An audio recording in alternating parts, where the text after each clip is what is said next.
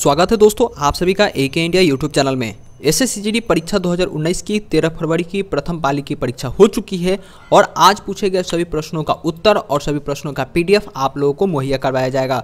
लेकिन दोस्तों आप सभी को बता दें कि सभी प्रश्नों का उत्तर आपको एके इंडिया यूट्यूब चैनल पे 100% सही और एक्यूरेट बताया जाएगा और आपको कहीं नहीं मिलेगा।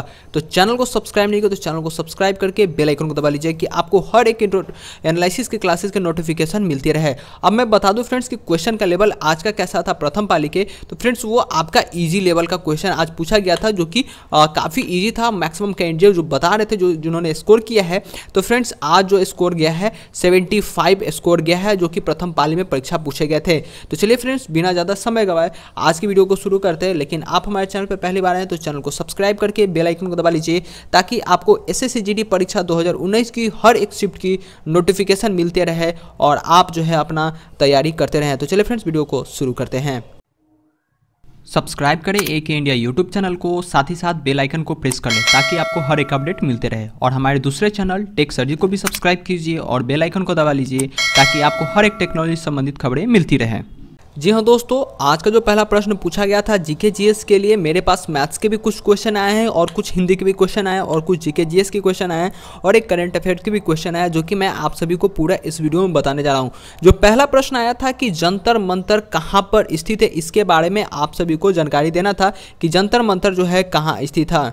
तो फ्रेंड्स मैं बता दूं कि जो जंतर मंतर है आपकी राजस्थान यानी कि जयपुर में स्थित है। अगर इस जंतर मंतर के बारे में मैं बता दूं एक छोटी सी फैक्ट्स, इसे जो है जयसिंह ने बनवाया था और 1728 से लेकर के 1734 के बीच में जो है इस जंतर मंतर को जो बनवाया गया था राजा जयसिंह के द्वारा। ठीक है, तो इस क्वेश्चन को आप जरूर देख लीजिएगा क्योंकि आपके पहले शिफ्ट में अगर जंतर मंतर कहाँ है उसके बारे में पूछा गया है तो अगले शिफ्ट में आपको और भी भारत के उन जगह के बारे में पूछा जा सकता है, जैसे कि लाल किला कहाँ है, आपके चार मीनार कहाँ है, तो ये सब के बारे में भी पूछा जा सकता है। तो इन सभी फैक्ट्स को जरूर देख लीजिएगा।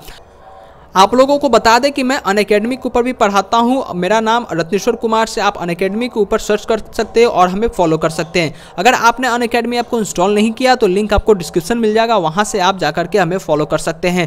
और उसके बाद फ्रेंड्स बता दें कि अनअकैडमी के ऊपर मैं आपको करंट अफेयर और जीके जीएस के क्लासेस चलाता हूँ, तो आप इसकी तैयारी बिल्कुल घर बैठे बैठे बिल्कुल फ्री ऑफ कॉस्ट कर सकते हैं। 6000 से ज़्यादा बच्चे जो हैं अभी घर बैठे बैठे तैयारी कर रहे हैं, तो आप भी कर सकते हैं।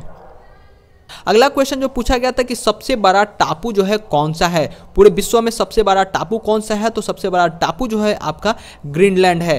ठीक है, अब देखो एक अगला प्रश्न पूछा गया था कि विद्युत प्रतिरोध की इकाई क्या होती है। तो फ्रेंड्स विद्युत प्रतिरोध की इकाई के बारे में पूछा जा रहा था, तो ये तो यहाँ ओम होता है, लेकिन अभी विद्युत प्रतिरोध के बारे में पूछा जा रहा है। तो आप क्या करना कि जितने भी 7 एसआई सिस्टम में आपके यूनिट्स होते हैं, उनके जो इकाई होते हैं, यूनिट्स होते हैं, उसे एक बार जरूर देख लीजिएगा क्योंकि उससे एक क्वेश्चन आपके जरूर बनेंगे। और फ्रेंड्स ये आपके 11 फरवरी के शिफ्ट में भी पूछे गए थे प्रश्न थे और आज फिर 13 फरवरी के शिफ्ट 1 में भी ये प्रश्न पूछे गए हैं। अब देखो अगला प्रश्न जो है टेलीविजन का आविष्कार पूछा गया कि टेलीविजन का जो आविष्कार है वो कौन किए थे। तो मैं आप सभी को बता दूं कि जो टेलीविजन का आविष्कार है जे.एल. बेयर्ड ने किया था। अब देखो फ्रेंड्स ये जितने भी प्रश्न आ रहे हैं मेरे पास वो आप लोगों ही भेजते हो, ठीक है, उसी प्रश्न को मैं आप सभी के साथ शेयर करता हूं। तो इसी के लिए इस वीडियो को लाइक करके अपने दोस्तों के साथ शेयर कर दीजिए और आपके पास जितने भी क्वेश्चन मिल रहे हैं वो हमें आप बता भी सकते हैं। अब देखो अगला क्वेश्चन आया था कि ध्वनि की गति क्या होती है। या तो क्वेश्चन कुछ इस तरह के था कि ध्वनि की गति किसमें सबसे ज्यादा होता है, ऐसा कुछ दिया हुआ था ऑप्शन में, लेकिन मेरे पास जो एग्जैक्ट क्वेश्चन आया है कि ध्वनि की गति के बारे में पूछा जा रहा है, तो मैं बता दूं कि जो ध्वनि की गति होती है 333 मीटर पर सेकेंड आया है। ठीक है, जो कि ऑप्शन में आप लोग को दिया गया था। और एक कैंडिडेट जो बता रहे थे कि ध्वनि की गति सबसे ज्यादा किस में होती है, वैसा कुछ क्वेश्चन था। तो आप लोग इसके कंफर्मेशन के लिए नीचे कमेंट सेक्शन में जरूर बता दीजिएगा कि आप लोगों का जो क्वेश्चन का आंसर था वो आखिर क्वेश्चन क्या था और आंसर क्या था। एक क्वेश्चन पूछा गया था कि टीकाकरण का आविष्कार किसने किया था, तो इसका सही जवाब एडवर्ड जेनर था। अब देखो नेक्स्ट क्वेश्चन पूछा गया था, हिंदी से क्वेश्चन पूछे गए थे कि उपाध्यक्ष में कौन सा उपसर्ग होता है। जी हाँ दोस्तों, हिंदी में कुछ क्वेश्चन है मेरे पास, 4 या 5 क्वेश्चन हिंदी से भी पूछे गए जिसकी जानकारी मेरे पास आई है। अब देखो यहाँ पर आपको उपाध्यक्ष में कौन सा उपसर्ग है, तो यहाँ उ अप जो है उप जो है उपाध्यक्ष में उपसर्ग होता है। उपसर्ग के बारे में बता दें, जो आपका शुरू का अक्षर होता है वो उसे उपसर्ग कहते हैं और जो प्रत्यय होता है वो आपके लास्ट में होता है। जैसे कि उपसर्ग में उ जो है आपका शुरू है तो ये आपका उपसर्ग जाएगा और जो ग है वो आपका प्रत्यय हो जाएगा जो कि अंत में है। अब देखो एक क्वेश्चन पूछा गया था कि सर्वनाम किसे कहते हैं, जो कि बहुत ही इजी क्वेश्चन था, जिसे संज्ञा के बदले में प्रयोग किया जाता है उसे सर्वनाम कहा जाता है। अब देखो एक प्रश्न पूछा गया था कि एक का बहुवचन क्या होता है, बहुत ही सिंपल क्वेश्चन पूछा गया था, एक का बहुवचन पूछा जा रहा था, तो एक का बहुवचन जो है अनेक, बिल्कुल सही जवाब था। तो आप संधि विच्छेद, मुहावरे, ये सभी प्रश्नों को देख लेना, क्योंकि यहां से आपके एक दो क्वेश्चन जरूर आ रहे हैं, ठीक है।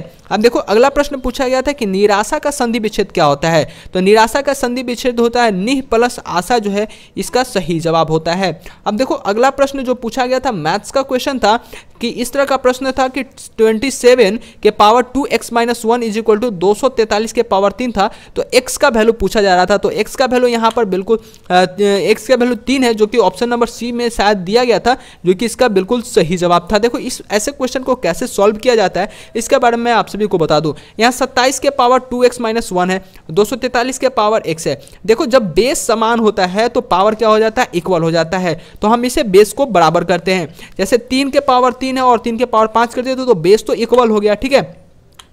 और उसके बाद बचा आपका पावर, तो पावर को हमको क्या करना है, अब ये 3 से इसके पावर में मल्टीप्लाई कर देंगे, इस 5 को इसे 3 से, ताकि बेस हमारा इक्वल हो जाए। तो बेस इक्वल करने के लिए बेस इक्वल कर दिए, उसके बाद 6x - 3 इज इक्वल टू 15 करके उसके बाद x का वैल्यू यहाँ से 3 आसानी से निकाला जा सकता है।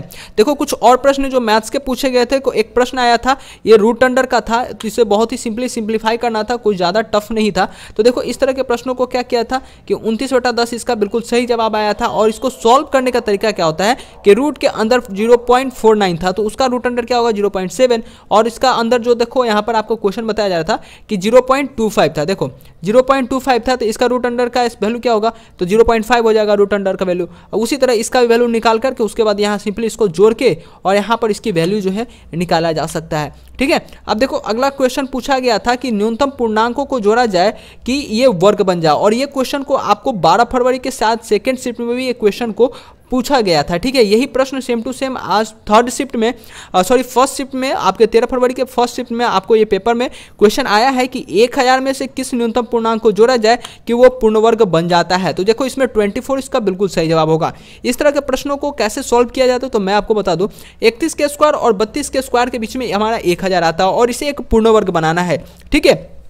और इसमें जोड़ने की बात कहा जा रहा है, घटाने की बात नहीं किया जा रहा है। तो 31 का स्क्वायर हम करते तो 961 होता है और 32 का स्क्वायर करते तो 224 होता है। तो 1000 को अगर हमको 224 बनाना है तो कितनी संख्या की जरूरत पड़ेगी, तो 24 संख्या की जरूरत पड़ेगी, जिससे कि एक पूर्ण वर्ग बन जाता है 224 32 का। तो ऐसे प्रश्न पूछे गए थे। अब देखो एक प्रश्न पूछा गया था कि विश्व मानवाधिकार दिवस कब मनाया जाता है, तो इसके बारे में भी मैंने आप सभी को अपने अनअकैडमी के क्लासेस में बताया था। तो आप लोग अनअकैडमी पे भी आकर के पढ़ाई कर सकते हो, जहां से आप लोगों को बेनिफिट हो रहा था, ठीक है। बहुत सारे लड़के भी तैयारी कर रहे हैं, तो आप भी आ जाइए और तैयारी कीजिए, ठीक है। देखो विश्व मानवाधिकार दिवस जो है आपको 10 फरवरी को मनाया जाता है। और एक क्वेश्चन को बहुत ही ज्यादा गांठ बांध के रखिए कि विश्व कैंसर दिवस के बारे में अगर आपको पूछे तो आप उसका 4 फरवरी जरूर जवाब दीजिएगा, क्योंकि अगले शिफ्ट में ये आपके सेकंड शिफ्ट में ये प्रश्न पूछने जाने की पूरी संभावना है। तो इस प्रश्न को जरूर देख लीजिएगा। अगर आप लोगों को दोस्तों ये सेशन अच्छा लगा, एनालिसिस अच्छा लग रहा है, तो इस वीडियो को लाइक करके अपने दोस्तों के साथ शेयर कर दीजिए, और चैनल पर पहली बार आए तो चैनल को सब्सक्राइब करके अपने दोस्तों के साथ भी शेयर कर दीजिए।